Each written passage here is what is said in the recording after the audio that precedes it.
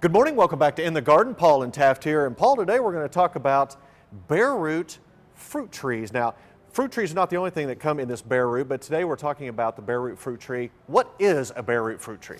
It's a tree that's dug up while it's dormant, as these are, no leaves on them, completely dormant, and then they're chipped. And the great advantage to planting bare root, well, there are several actually.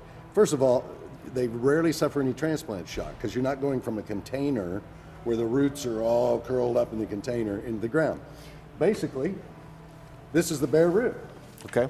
And that's a sufficient root mass to support this tree. They're much easier to plant. They do require staking, so keep that in mind. Okay. And when planting, all these are grafted to a different root stock, okay? So there's the graft union, that's where it was grafted. So you want to make sure that you leave this, say 4 inches or so above grade, and plant it roughly where you see that it was actually growing at some point in the ground.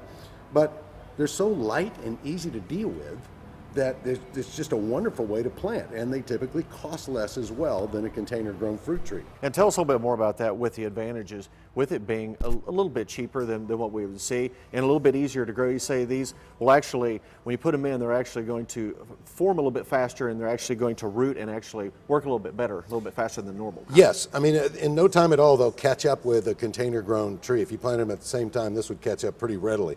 So you get this as soon as you get them in the ground, these roots really start to take off.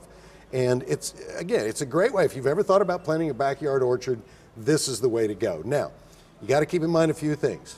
Apples and pears require pollinators.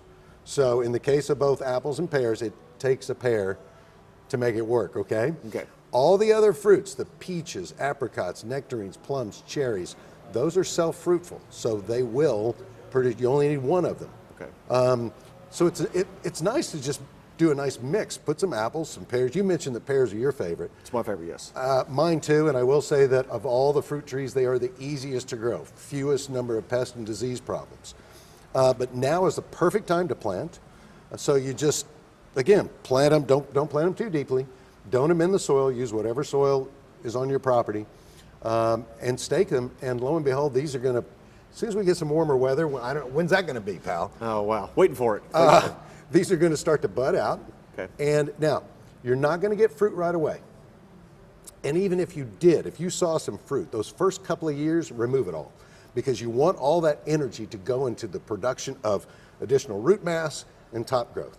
So get rid of the fruit. By that third year, you can begin to harvest.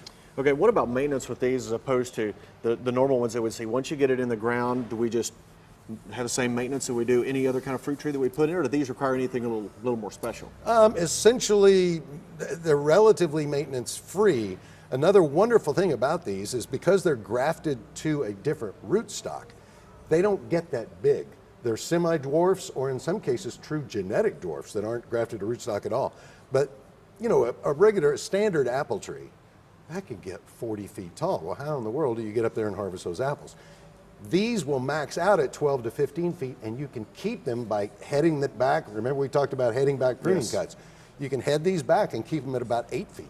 So all you need is really a ladder every year. You can just go around after they finally start bearing the fruit, be able to pick them off with ease. Yeah. Now, you know, a lot of fruit, you have to let it ripen on the tree.